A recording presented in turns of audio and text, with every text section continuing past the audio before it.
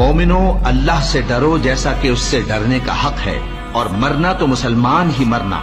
जिन लोगों ने अपने दीन के हिस्से बखरे कर लिए और खुद भी कई कई फिरके हो गए, उनसे तुमको कुछ काम नहीं, उनका काम अल्लाह के हवाले। फिर जो जो कुछ वो करते रहे हैं वो उनको सब बताएगा।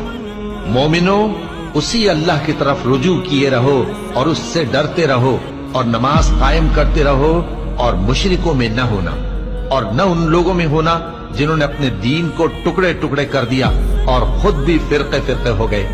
हर फिरका उसी में मगन है जो उसके पास है, और उस शख्स से बढ़कर बात का अच्छा कौन हो सकता है जो अल्लाह की तरफ बुलाए और अमल नेक करे और कहे कि मैं मुसलमान हूँ। और अल्लाह की राह में जिहाद करो जैसा जिहाद करने का हक है।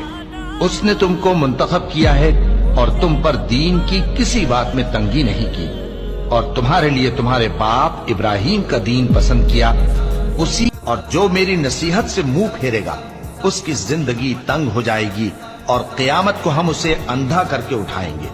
वो कहेगा कि मेरे परवरदिगार, तूने मुझे अंधा करके क्यों उठाया?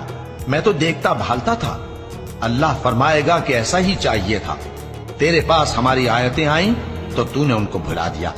इसी तरह आज हम तुझको भुला देंगे। और जो शख्स हद से निकल जाए और अपने परवरदिगार की आयतों पर ईमान न लाए, हम उसको ऐसा ही बदला देते हैं। और आखिरत का अजाब बहुत सख्त और हमेशा बाकी रहने वाला है।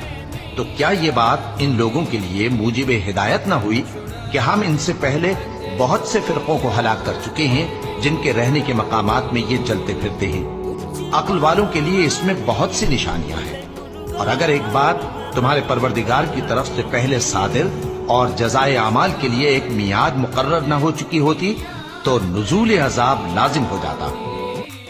क्या तुम्हें मालूम नहीं कि आसमानों और जमीन की सल्तनत अल्लाह ही की है, और अल्लाह के सिवा तुम्हारा कोई दोस्त और मददगार नहीं। और मशरिक और मगरिब सब अल्लाह ही का है, तो जिधर भी तुम रुख करो उधर ही अल्लाह की जात है।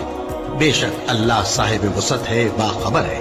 वही आसमानों और जमीन का पैदा करने वाला है, और जब कोई काम करना चाहता है तो उसको इरशाद फरमा देता है कि हो जाओ, तो वो हो जाता है। सो तुम मुझे याद किया करो, मैं तुम्हें याद किया करूंगा, और मेरा एहसान मानते रहना और मेरी नाशुक्री ना करना। ए ईमान वालो, सब्र और नमाज से मदद लिया करो। बेशक अल्लाह सब्र करने वालों के साथ है। और हम किसी कदर खौफ और भूख और माल और जानों और मेवों के नुकसान से तुम्हारी आजमाइश करेंगे।